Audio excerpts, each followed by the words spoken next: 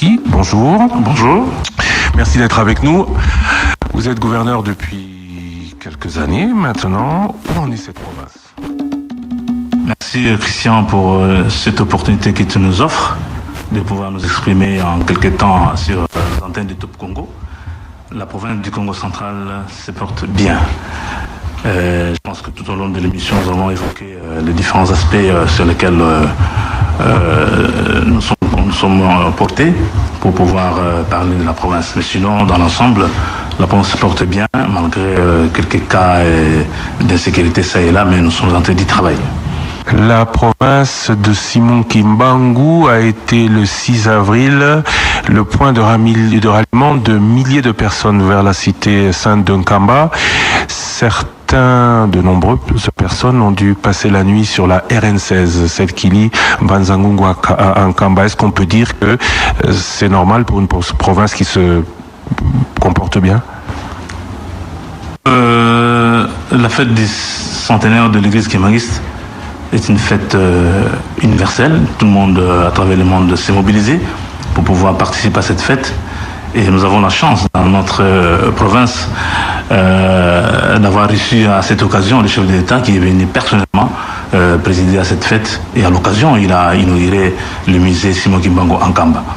Et pour parler de la route, nous remercions une fois de plus le chef de l'État parce qu'il a instruit le gouvernement de la République à mettre les moyens. Comme vous savez, cette route est une route de compétence nationale. Le fil de route a reçu des moyens et il a travaillé sur cette route. Mais il est vrai qu'il faut dire que l'état de la route pendant les jours de festivités n'était pas bon. Il n'était pas bon parce que sous la période de pluie aussi, les travaux s'effectuaient pendant cette période, pendant que les pèlerins, toutes les personnes qui étaient invitées à venir à la fête, tout un mois, il y avait une riée de véhicules impossible sur Nkamba. Et concomitamment, les travaux étaient en train d'être effectués, les pluies étaient présentes, et raison pour laquelle vous avez vu, et je vous ai suivi sur votre radio, vous avez évoqué cet aspect, les gens ont passé nuit à la Belle Étoile, le chef spirituel lui-même a dû passer la nuit à la Belle Étoile, il a marché à pied pendant plus ou moins à une distance de plus de 200 mètres.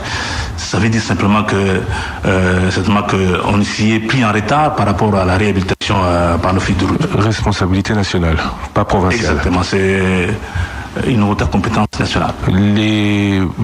L'office des routes s'est plaint ou a regretté que les autorités provinciales n'aient pas érigé des barrières de pluie, justement, pendant ces travaux. Est-ce qu'il vous avait été dit, les autorités provinciales avaient-elles été mises à contribution pour que ces travaux ne soient pas réalisés en vain, parce qu'il pleuvait? Je pense qu'il ne revient pas à la province de placer des barrières de route sur une route qui a une tutelle. Et la tutelle, c'est le niveau national. Donc nous, on n'a rien à placer sur cette route pendant que la tutelle est là. Donc je pense que les temps qui vont venir, l'office de route va penser partout, il va faire des travaux de mettre de barrières de route.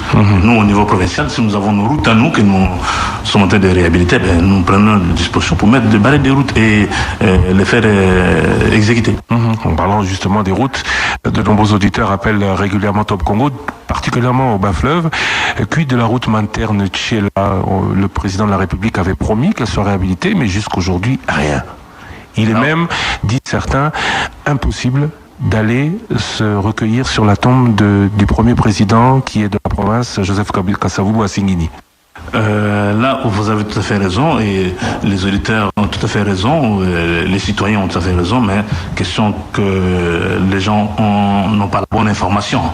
La route Manterne Tchela, c'est une route aussi à compétence nationale. Et je me rappelle l'année passée, nous avons eu à entamer des travaux sur cette route, mais nous avons été rappelés à l'ordre que ce n'était pas la compétence de la province, donc c'est le gouvernement central. Donc on vous empêchez de faire la route? Mais oui, parce que comme ce n'est pas notre compétence, on nous a dit qu'on arrête parce que le gouvernement, les ministres des ITP allaient venir et nous lancer les travaux de réhabilitation. Que faisons-vous? On attend. Et ce que nous attendons. Alors, dès que je parle de route principale pour votre province, vous me dites à compétence nationale. Mais c'est le poumon économique de votre province ou c'est les activités de votre province qui peuvent en souffrir? Quelles sont les routes pour lesquelles vous avez compétence. Quelles sont celles pour lesquelles vous n'avez pas compétence? Les routes, nous avons deux catégories de routes. Il y a des routes à compétence nationale, comme la route d'Nkamba, la route de Luozi, la route de Ngidinga, la route de Kimpangu, la route de Manterne, la route de Mwanda. Bon, Mwanda sont des routes à compétence nationale. Nous avons les routes de dessertes agricoles. Celles-là sont sous notre tutelle. Et vous travaillez pour celles-là? Et nous y travaillons petit à petit, oui. Petit à petit, ça veut dire que vous avez déjà fait des travaux?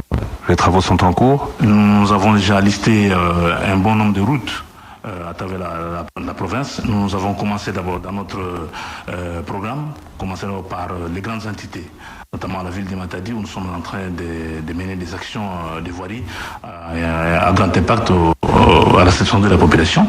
Et très prochainement, je pense que notre ministre du Développement rural, qui est sur le terrain pour repérer les premiers axes routiers qui doivent être faits, va faire au prochain conseil des ministres. On parle d'infrastructure encore, avant de parler d'économie et de finances. On parle de trois grands chantiers. On parle d'un pont à Kassangoulou, on parle du stade de Kisantou, on parle vous venez parler de la voirie, Manzangungu et aussi, nous sommes ici à Manzangungu, je tiens à le préciser, listé pour des travaux de voirie, tout comme Matadi, mais on parle aussi d'un stade de Lumumba, on parle d'une enveloppe de 9 millions de dollars pour un grand stade de football. Vous confirmez? Oui, nous confirmons ces informations. Ce sont des réalités qui sont vécues déjà au Congo central. Nous avons signé 2 contrats. Le premier avec l'entreprise Sodimas, qui est en train de travailler pour parachever, je précise bien parachever les travaux du stade Lumumba. Un grand lot de matériel a déjà été déposé dans le stade. Le deuxième contrat, c'est avec l'entreprise Toa, qui est en train de travailler sur 3 axes. C'est la première phase de ces grands travaux d'infrastructure pour la modernisation des infrastructures en province. Il y a le pont Manoka à Kassangoulou, un pont qui s'est affaissé depuis plus de 10 ans et que la population réclamait à corps et à cri. Et nous avons signé un contrat. L'entreprise Toa est en train de réhabiliter ce pont. Donc les engins sont déjà sur le terrain. Donc cette semaine déjà, nous allons lancer les travaux sur ce chantier. Le deuxième grand travail, c'est à Kisantou. À Kisantou, la population nous a réclamé à corps et à cri la construction d'un stade. Vous savez, notre population est constituée en grande partie de la jeunesse. Eh bien, le stade qui est un terrain de l'État congolais, le stade Fouki, va déjà être construit. Donc les engins, les travaux, si tout va bien, à partir de demain déjà, les travaux vont être lancés par l'entreprise. Et pour Manzangungu, nous avons la voirie de Manzangungu qui sera aussi faite. Vous connaissez un peu Manzangungu à partir de la paroisse Sainte-Thérèse. Vous débouchez sur l'avenue Foyer en passant par le stade Lumumba, vous prenez l'avenue Manianga jusque vers le parking et vous continuez vers l'hôtel Les Cascades de Mbouta-Kiakwama et vous montez sur l'avenue Lumumba pour déboucher au niveau de la salle Oufitra. Voilà. Combien de kilomètres de route? Plus ou moins 2 km 8. Et pour Matadi? Pour Matadi, là, nous avons réhabilité très peu dans les jours passés le tronçon routier qui part du rond-point 24 et 15 au pont Kiamvu. C'est depuis l'époque coloniale que cette route existe. Et nous l'avons à réhabiliter parce qu'elle était vraiment dans un état très désagréable. Nous avons construit un autre axe routier qui part de l'hôtel Airbus de l'honorable Miller, que je salue, et jusqu'au niveau de l'hôtel Métropole en sortant du côté de Orange aussi. Et nous sommes en train de travailler aussi avec les maires de la ville que nous avons appuyé, que nous continuons à appuyer avec des moyens pour réhabiliter d'autres axes routiers dans la ville de Matadi. Donc la voirie de Matadi est en train d'être refaite.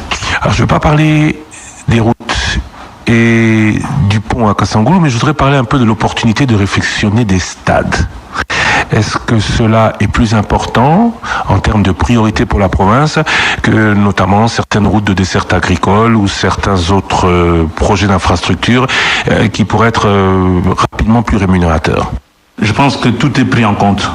Quand votre enfant vous demande un bonbon, je pense qu'en tant que papa, même si vous devez lui donner de la chikwang, vous allez quand même trouver un bonbon. Et là, la population demande, et nous répondons à la demande de la population. Quand la population demande, pour nous, à Kisantou par exemple, c'est le stade Mfouki. Nous n'avons pas de stade ici. Ils ont la voirie? La voirie est prise en compte parce que nous avons dans notre programme, nous avons prévu de réhabiliter les tronçons routiers qui partent du pont Kisantou en passant par la gare de Kisantu. Vous débouchez sur le triangle où on va implanter la statue du Monseigneur Kimbondo sur la nationale. Vous longez cette route jusque vers la cathédrale. Vous débouchez vers le cimetière de Kisantu en passant par l'hôpital Saint-Luc et vous débouchez sur une canne. Cette route est prévue. Donc il y a aussi mais pas dans les médias, il y a aussi des travaux de voirie pour Kisantu. Oui, il y a des travaux de voirie pour Kisantu. Parce que nous sommes dans la première phase. Nous avons dit que nous avons la première phase. On ne peut pas tout faire au même moment. Nous procédons par phase. Justement parce qu'on ne peut pas tout faire au même moment, vous parlez du stade, on parle de priorité, d'ordre de priorité. Est-ce qu'il était plus utile de construire des infrastructures qui pourraient être directement rémunératrices de recettes, de revenus, on va en parler tout à l'heure, alors que le stade, on pourra certes expliquer l'utilité, mais en termes de revenus directs, c'est pas évident. Dans le territoire de Madimba, pour parler de Kisantu, nous sommes en train de construire des centres de santé dans le secteur de Ngoufou, je pense. Dans les tout prochains jours, nous allons inaugurer ces centres de santé. Nous prenons en compte tous les aspects.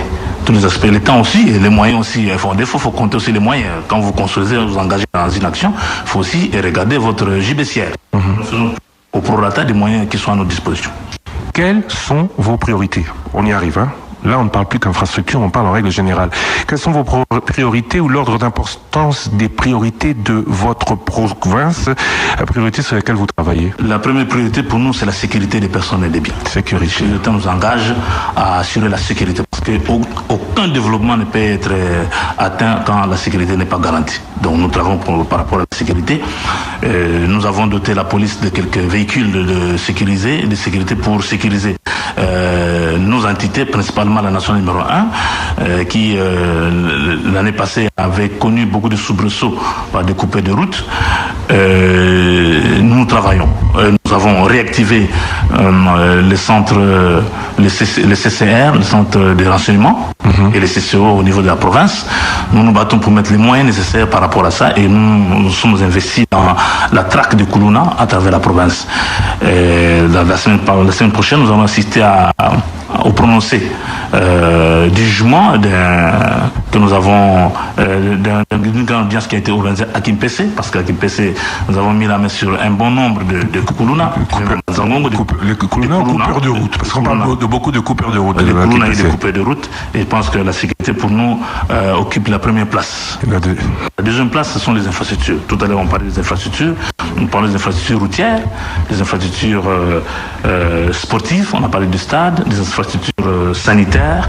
Je m'en veux pour preuve, avec le Covid, nous avons réhabilité quelques infrastructures au niveau des Matadi, au niveau des Banzangongo, et nous avons apporté de l'assistance aussi par rapport à ça. Il y a les infrastructures dans le secteur éducationnel aussi. Il vous souviendra qu'à l'époque de mon prédécesseur, mon grand frère de Badou, la province s'était engagée à construire 10 écoles, une école dans chaque secteur, ça fait 10, et un centre de santé dans chaque secteur. Où en êtes-vous? On n'a pas terminé, dans chaque territoire, pardon, on n'a pas terminé ces chantiers. Nous avons repris la construction de ces ouvrages. Je pense que d'ici la fin de l'année, nous allons les mettre à la disposition de la population. Tout ça coûte combien? À l'époque, quand on a calculé, un centre de santé coûtait plus ou moins 30 000 $. Fois 10, nous sommes dans les 300 000 $. Une école coûte autour de 45 000 $ et vous avez les 450 000 $. En total, 750 000 $. Ouais. Un des plus grands pôles économiques du pays, le Congo central, je crois que c'est 4e ou 5e province contributrice. C'est ça? Troisième. Ah, devant même devant qui? Parce on parle de Kinshasa, on parle du Katanga, on parle de Lualaba, on parle du Nord Kivu. Quand on était encore à 11 provinces, c'était Kinshasa, Katanga et nous. Et aujourd'hui? Maintenant, avec le démembrement, nous sommes deuxième d'ailleurs, nous sommes presque deuxième, je ne suis pas troisième, mais nous gardons la même posture. Mais tout cela, on le doit au port de Matadi, au port de Boma, à Inga peut-être, aux cimenteries. Que gagne la province directement en termes de recettes de toutes ces grosses infrastructures? Il faut faire savoir à la population, à nos auditeurs, à nos téléspectateurs qui nous suivent, que le Congo central représente les narines de la République démocratique du Congo. tout passe par l'air. Donc l'air que respire le Congo, si vous considérez le Congo comme un corps humain, le Congo central, c'est les narines de la République. Et que donc, au port de Matadi, nous n'avons rien comme revenu. Rien. J'en arrive. Oui. Sauf la taxe que la province a instituée, qui est sur notre régie provinciale, la DGKC, sur l'embarquement et le débarquement. Sur les recettes qui sont toutes les recettes produites par le port vont dans les trésors publics au niveau national. Et la province ne reçoit rien en rétrocession? J'ai dit nous n'avons rien sur ce qui est produit. Certainement, ça peut nous revenir ou ça nous revient dans le cadre de la rétrocession mensuelle qu'on attribue à toutes les provinces. Après que les budgets, après que le trésor public ait collecté toutes les recettes au niveau national, en faisant la répartition, peut-être que 3-4 francs du port peuvent se retrouver dans cette rétrocession qui nous vient à la fin du mois. Mais vous n'en avez aucune certitude? J'ai dit que quand le trésor collecte toutes les recettes au niveau national, province par province, on rétrocède aux provinces une partie de ces recettes-là. Et j'imagine que dans ces recettes-là, il y a 2 ou 3 francs qui viennent du port. Mais vous n'en avez aucune certitude. Vous dites j'imagine bien, donc vous ne savez pas ce que le port de Matadi, ce que Inga... Le montant, le volume, la quantité, nous n'avons pas la certitude.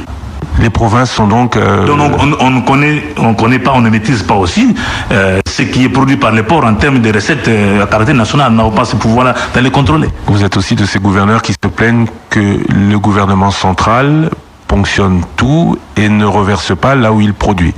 Il faut bien placer le mot ponctionner, c'est trop fort. Le gouvernement collecte les recettes au niveau de la République et rétrocède sur base... d'un calcul qui est fait au niveau du gouvernement pour aux provinces.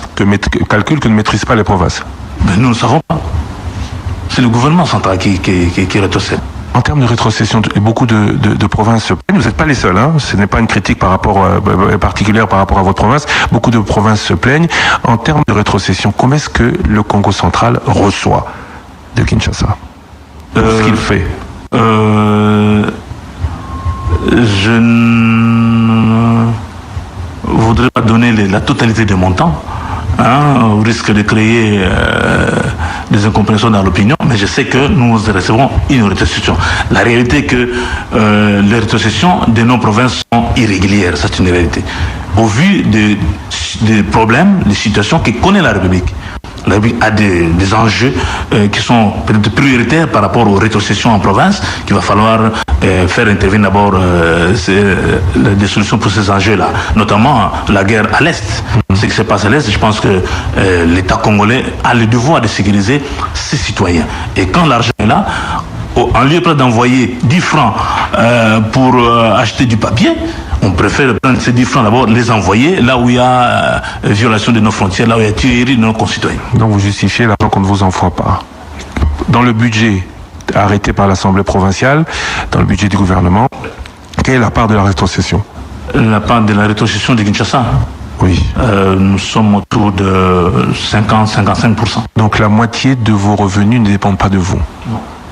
Qu'est-ce que vous faites? Quels sont les efforts provinciaux en termes d'investissement ou d'attraction d'investissement pour que cette assiette fiscale, l'argent que vous receviez au niveau local qui ne dépend que de vous, augmente?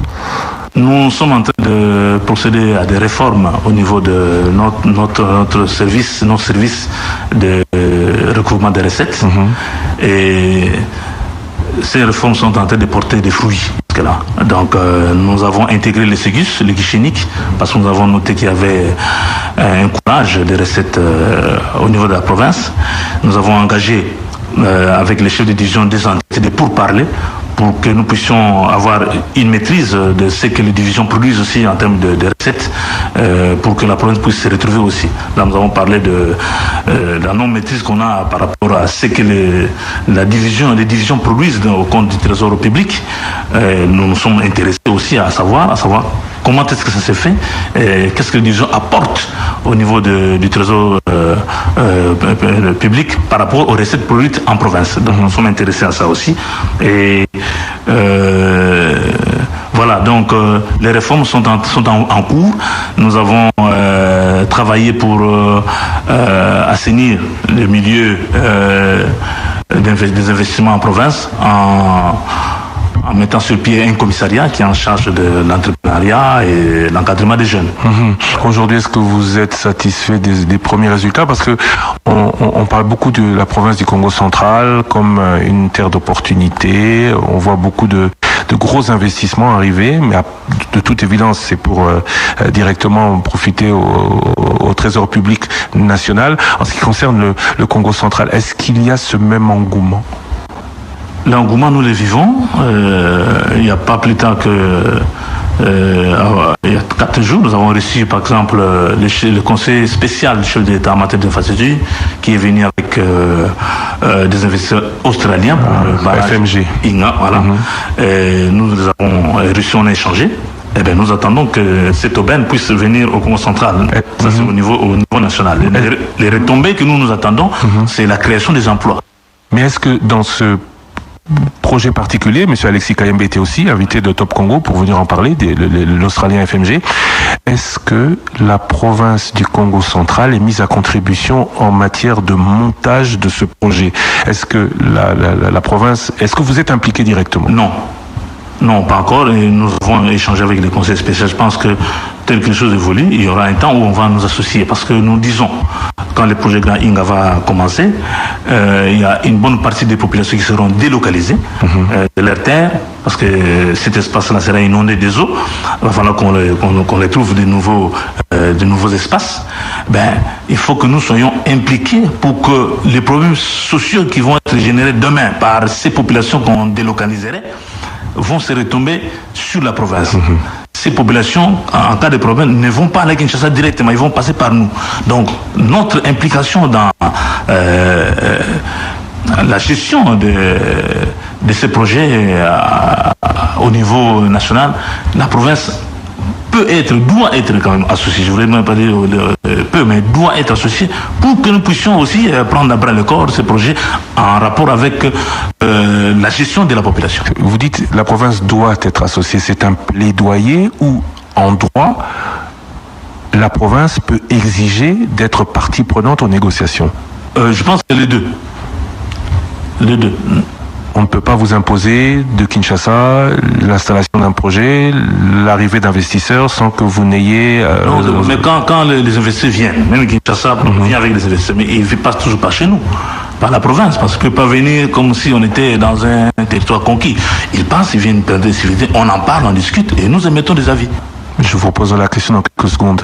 Mais parlons des chiffres en attendant. Budget de 177 milliards, c'est ce que l'Assemblée provinciale a dit, c'est à peu près 140 millions de dollars. Utilisé à quoi principalement? Vous nous l'avez presque dit. Quid de l'endettement? Est-ce que la province est endettée? Comment est-ce qu'elle organise le remboursement de ses dettes? Est-ce qu'il y a des arrêts de salaire? J'ai une éthique. J'ai pris la province à un certain niveau, à un certain rythme. Dans les tiroirs de la province, il y a des dettes. Beaucoup. Mais nous avons travaillé pour assainir d'abord les relations avec les banques. Vous ne pouvez pas fonctionner quand vous n'êtes pas crédible avec les banques. Et nous avons payé plus de 20 millions de dettes avec les banques, avec lesquelles la province avait des engagements. Nous avons payé des dettes que la...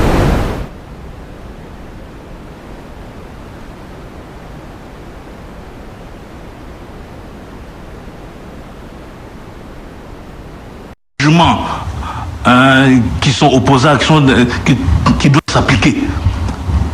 Donc, mais nous gérons avec ces créanciers. Quand ils viennent nous voir, nous discutons, leur demandons d'attendre. Mais avec les banques, nous avons préféré d'abord assainir les dettes avec les banques, parce que là, quand vous êtes en déphasage avec la banque, vous n'avez rien. Alors, tout est foutu. Mais du côté banque, nous avons tout payé. Nous n'avons aucune dette avec les banques. Vous aviez promis dans votre programme, avant d'être élu gouverneur, que vous alliez, vous, créer une banque de crédit agricole. Où en est-on? Tout récemment, la semaine passée, nous avons organisé un grand atelier agricole à Matadi qui a réuni plusieurs partenaires. Et parmi les recommandations, nous sommes revenus sur la création de cette structure et nous y travaillons parce que nous avons lancé des offres aussi à certains partenaires. Nous y travaillons pour voir comment nous allons nous y prendre pour loger des fonds dans cette structure-là. Ce sera pour financer quoi particulièrement? Les projets de la province ou aider les privés? La province, les structures. Les associations paysannes qui existent, les ONG, tous ceux qui travaillent dans les secteurs agricoles, dans la pêche, dans l'élevage. Vous n'avez pas l'ambition de pouvoir financer des gros investissements agricoles? On veut commencer par la base.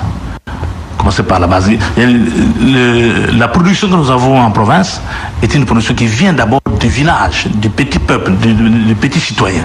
Il faut aller vers cette personne-là avant de voir d'abord grand. Commencer d'abord par la base. On ne veut pas aller commencer par le haut et descendre en bas. Non, on commence par la base et nous montons. Tout à l'heure, vous avez dit, je reviens à la question, que vous aviez une influence sur les projets même nationaux. Je vais vous en citer un. Périnco. Périnco doit verser une redevance de 10% à la province. Est-ce que cet argent est versé? Alors, le mot influence est trop fort. Nous avons des avantages, nous avons des droits. Nous avons des droits dans ce genre de projet. La province a des droits parce que le niveau central ne peut pas exécuter des projets en province sans que la province ne puisse tirer des dividendes sur ces projets-là. Donc nous avons des droits. Parlons de José Périnco. Depuis que cette société existe dans notre pays, c'est pour la première fois que j'ai envoyé, que la province du Congo central, je veux parler en termes de jeu, que la province du Congo central a déposé une note de perception pour le paiement de nos 10%. Attendez, Périnco est installé dans la province depuis combien d'années? Plus de 50 ans, je pense, cette société-là. Et elle n'a jamais versé les 10% qu'elle doit à la province? Non. Semble-t-il que ces 10% sont évalués à 12 millions de dollars. À la dernière fois, nous avons été invités à la sous-commission hydrocarbures de l'Assemblée nationale. Et là, nous étions avec le comité de gestion de Périnco qui est venu exposer son budget de cette année. Eh bien, il nous avait dit, il nous avait suivi, que cette année, ils vont payer à la République 125 millions de dollars. Donc sur ces 125 millions, 12 millions va à la province. Nous avons taxé sur base de ce que nous avons eu à cette occasion. 125 millions de dollars établis par eux-mêmes. Oui. Vous n'avez pas de... C'est pas établi... c'est établi eux seuls ou établi avec vous? Non, c'est eux seuls qui viennent, qui nous expliquent que nous allons faire ça et ça et ça. Ben, les Congolais nous regardent. L'État central n'a pas de mise... Je ne sais pas. Donc les 10%, c'est 10% de ce qu'ils ont eux-mêmes établi. C'est qu'ils nous déclarent. Voilà. Ce qui pourrait être plus. Peut-être. Et les 10%, la province ne les a jamais reçus? Jamais. Depuis toutes ces années? Jamais. Et vous avez pour la première fois envoyé une carte de perception? Je précisais qu'à l'époque du gouvernement Match, j'étais encore député, le gouvernement Match recevait quelque chose. Ça pas veut en termes de 10%. Je ne connais pas les montants. Quelque chose. Et le défunt gouvernement Badou, quand il est venu, par 2 fois, il avait reçu 250 000 dollars, par 2 fois, donc 500 000 dollars. Vous vous rendez compte? Donc, en termes de 10%, la province n'a jamais reçu le 10%. Voilà pourquoi nous avons posé le problème au chef de l'État lorsqu'il était en vacances au Congo central l'année passée. Et le chef d'État a même posé la même question au comité directeur, au comité de gestion de Périnco. Ils ont reconnu que la province a droit à 10%, d'après les textes. Mais qu'il ne revenait pas à eux de payer les 10%. Il revenait au gouvernement central qui perçoit les 100% de rétrocéder. C'est encore un problème de rétrocession du province. Donc c'est pas la faute de Périnco, c'est la faute du gouvernement. Et nous disons, au lieu que ce soit payé entièrement au gouvernement central, mais il y a la retenue à la source qui existe. Que nous puissions retenir à la source le 10% et puis les taux est réglé. Dans tous les cas, aujourd'hui, le constat est que vous êtes incapable de faire respecter la loi. Nous nous battons pour que nous puissions obtenir nos 10%. Et voilà pourquoi nous, avec notre ministre des hydrocarbures, nous sommes en train de mener les plaidoyers au niveau de Kinshasa, au niveau du gouvernement de la République, pour que finalement qu'on puisse reconnaître. Parce que si vous voyez dans certaines provinces, chez mon grand frère Mouyej, mais si Mouyej fait des merveilles que nous admirons tous, c'est grâce aux rétrocessions minières. Vous avez au Katanga chez Kiaboula, mais c'est automatique, ils perçoivent. Mais chez nous, C'est quoi? Qu'est-ce qui se passe? Vous avez parlé de Lualaba, du Haut-Katanga. Certains vous parleraient aussi du Nord Kivu, dans une moindre mesure. Mais partout, je pense que nous avons le droit d'avoir... Parce que quand il y a des problèmes à Mwanda, avec les populations locales, avec les communautés, c'est la province qui intervient. C'est la province qui sort de l'argent. Et surtout, quand ça touche à la sécurité, nous sommes obligés de calmer les jeux. Et devant ces tableaux, nous disons que le gouvernement de la République doit faire application de cette règle de 10% pour la province. Pour terminer avec l'économie de la province du Congo central, on parle d'une économie, ça c'est ce que disent les dictionnaires, très développée, agriculture, mines, pétrole, on aurait pu en parler, industrie, littoral maritime, forêt, chemin de fer inexistant, mais aussi, pour toutes ces dernières raisons, le plus fort potentiel touristique du pays. L'ancien ministre du tourisme, M. Bonkulu, est du Congo central, l'actuel ou le futur est du Congo central. Quid du tourisme ici, chez nous? Le tourisme est un secteur porteur en province. Je pense avec le ministre Bonkulu, nous avons beaucoup échangé. Il a circulé à travers la province. Il a repéré tous les sites. Il avait un programme ambitieux pour la relance du tourisme dans la province. Et nous aussi, au niveau de la province, nous y sommes déjà. Déjà, je viens de signer un protocole d'accord avec un opérateur économique qui va exploiter le site de Vampa à Kimpese.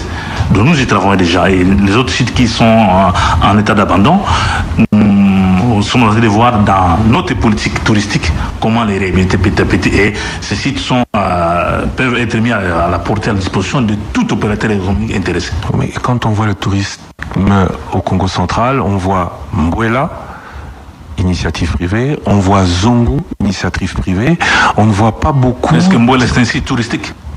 Ça l'est devenu en termes d'hôtels, en termes de rassemblement de personnes venues d'ailleurs pour se rassembler dans la province du Congo central.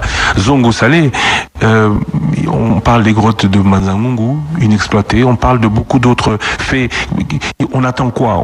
Pour le grotte de Mazangungu, il y a un projet qui est en étude, il y a des partenaires qui vont venir incessamment pour nous voir et rencontrer et voir comment ils peuvent exploiter ces sites-là de grottes de Mazangungu. Donc pour le tourisme au niveau provincial, on ne parle que de projets encore? Non, il y a déjà un partenaire que j'ai dit tout à l'heure, un partenaire au niveau de Kimpese et Vampa. Et au niveau de Mwanda, nous avons été avec le ministre sortant, nous avons échangé d'ailleurs avec le ministre entrant, Modero, qui est de Mwanda, par rapport à la côte. Et il y a eu un petit souci, mais nous avons eu à régler la question pour que les activités reviennent au niveau de la côte, parce que il y a quelques années, les escaliers qui se sont affaissés avaient provoqué mort d'homme. On avait arrêté l'exploitation de ces sites-là. Parlons politique. L'Assemblée provinciale a connu depuis 2 ans beaucoup de remous à cause de ses acteurs notamment. Quel est le rôle d'arbitrage que la haute autorité de la province pourrait éventuellement faire en province, la Constitution parle de 2 institutions en province. Ce sont des institutions distinctes. Et chacune d'elles a ce rôle. L'Assemblée, c'est pour légiférer et contrôler. Et l'exécutif, c'est pour travailler au profit de la population. Donc, quand il y a des problèmes au niveau de l'Assemblée, l'exécutif ne s'y mêle pas. Donc, ce sont deux institutions différentes. Mais au-delà de tout, nous privilégions la cohésion, la palabre, qui peut faire en sorte que les choses puissent se régler. Aujourd'hui, il y a eu quelques remous, avec vous y compris. Est-ce que l'on peut dire que la situation est revenue à la normale, totalement à la normale dans la province? Aujourd'hui, le calme est vécu en province. Voilà pourquoi les partenaires sont en train de venir. Parce que là où il y a des bruits de bottes, là où il y a des querelles, les partenaires ne viennent pas. Aujourd'hui, chaque semaine, je reçois 2-3 partenaires, des courriers. Nous sommes invités par-ci, par-là, en Israël, en Turquie, en Afrique du Sud, en Allemagne, aux États-Unis, au Canada.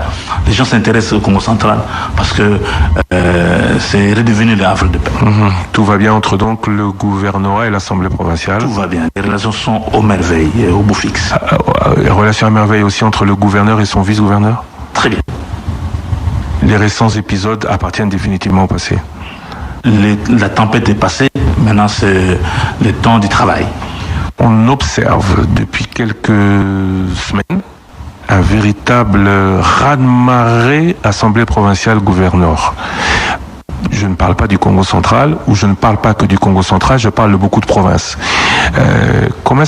Quelle est la recette du gouverneur pour être en bonne relation, on va dire, entre guillemets, bonne relation, avec ceux qui, sur eux, ont toujours une épée de Damoclès? Je suis député provincial depuis 2006. J'ai été réélu en 2018, député provincial, député national. Je suis un député tout fait. La recette, j'ai eu à le dire à mes collègues quand on se rencontre, comment tu fais? Mais parler avec les collègues, échanger, être en bon terme avec eux. Est-ce que parler suffit? Mais parler, oui, les accompagner. Financièrement, vous entendez? Dans l'exercice du travail. Financièrement? Pas seulement, pas simplement, financièrement. De quel accompagnement parlez-vous? Mais quand l'Assemblée, par exemple, a un problème d'infrastructure, qu'il faut apporter des solutions, les chaises ne sont pas en bon état, les rétrocessions ou la dotation de l'Assemblée arrive en retard, ils ne sont pas payés. Mais il faut appuyer. C'est ça. Et être en harmonie avec les députés. D'autres gouverneurs disent être en harmonie avec les députés. Pourquoi ou comment vous faites pour que cette harmonie persiste? Quand on est député soi-même, on sait à qui on a affaire. C'est votre collègue. Donc, son problème, c'est le vôtre. Et en échangeant, en partageant, vous trouvez un juste milieu pour pouvoir régler les choses. Vous ne sentez pas la lourdeur de l'Assemblée provinciale? Un de vos prédécesseurs avait déclaré d'ailleurs que ces assemblées devraient subir la rigueur d'un changement constitutionnel. Là, tout est lourd dans la vie. Tout est lourd dans la vie. Même vous-même. Dans votre corps, vous avez des lourdeurs que vous constatez, que vous avez dans votre corps. Tout est lourd. Et rien n'est léger. Donc, ce sont des problèmes. La vie est faite des problèmes. La vie est faite de défis qu'il faut relever. Et si vous n'arrivez pas à relever le défi, partez ailleurs. Donc, les lourdeurs, il y en a, si je dois dire, quand il faut aider les amis, une chose qui a un problème, c'est lourd, mais il faut y aller. Parce que quand vous ne faites pas ça, ça va se retourner sur les bons fonctionnements de l'appareil de l'État. Donc il faut accompagner. Au niveau national, nous avons la lourdeur des rétrocessions qui ne vient pas. Ça fait 10, 12 mois que les problèmes n'ont pas de réseau. Il y a des lourdeurs. Mais ce n'est pas la raison pour autant que nous devons nous mettre à porte-à-faux avec le gouvernement de la République. Nous faisons les plaidoyers, nous rappelons que nous avons telle situation. C'est ça. Les lourdeurs, il y en a partout. Le président de la République avait, dans un discours sur l'état de la nation, effleuré le fait que la désignation des gouverneurs ou le fonctionnement des provinces pourrait, face à ces lourdeurs, être remanié. Ce n'est pas votre avis? Vous savez, la loi est faite pour être exécutée, mais il y a aussi des dispositions qui disent qu'on peut revisiter la loi. Si l'autorité suprême de la République pense et que le Parlement avalise, mais nous, petits gouverneurs que je suis, petits citoyens que je suis, que dois-je faire? Nous n'allons que accepter de toutes les façons. Accompagner ou accepter? Les deux. De toutes les façons. Le gouverneur qui soit élu par les députés, nous en avons l'expérience. Qui soit élu par au suffrage universel direct, nous allons vivre cette expérience aussi. Si cela arrivait à être fait, c'est ça, le monde est changeant, les choses, rien n'est statique, tout est dynamique. Le suffrage universel, vous connaissez, vous avez été élu PPRD, pas soutenu par votre parti pour le gouvernorat. Là, je parle de la première élection avec le gouverneur Mbadou. Aujourd'hui, est-ce que vous accompagnez la politique du président de la République? Oui. Je pense que je veux parler de moi-même. Les gens, à la cité, les gens me disent que je suis le fils aîné de l'Union sacrée. Vous êtes de l'Union sacrée? Les gens disent que je suis le fils aîné de l'Union sacrée. Ma question c'est, vous êtes de l'Union sacrée? Oui. Nous devons soutenir. Le chef d'État, c'est mon patron. C'est mon chef. Je suis son représentant en province. Il serait vraiment idiot, je pèse bien mes mots, il serait idiot de vous mettre en porte-à-faux avec la vision du chef de l'État, avec du président de la République. Il serait vraiment de l'idiotie. Mais aussi, c'est de l'irresponsabilité dans pareil cas. Moi, je suis au service du chef de l'État. C'est lui mon patron. Je le représente en province. J'ai le devoir de le soutenir et d'aller avec lui. Et voilà pourquoi nous l'accompagnons dans tout ce qu'il nous demande de faire, dans sa vision, pour que ce pays puisse aller de là-bas, sortir de l'état dans lequel il se trouve malheureusement. Donc nous devons accompagner le chef d'État et nous, voilà, l'Union sacrée, nous y sommes. Nous y sommes.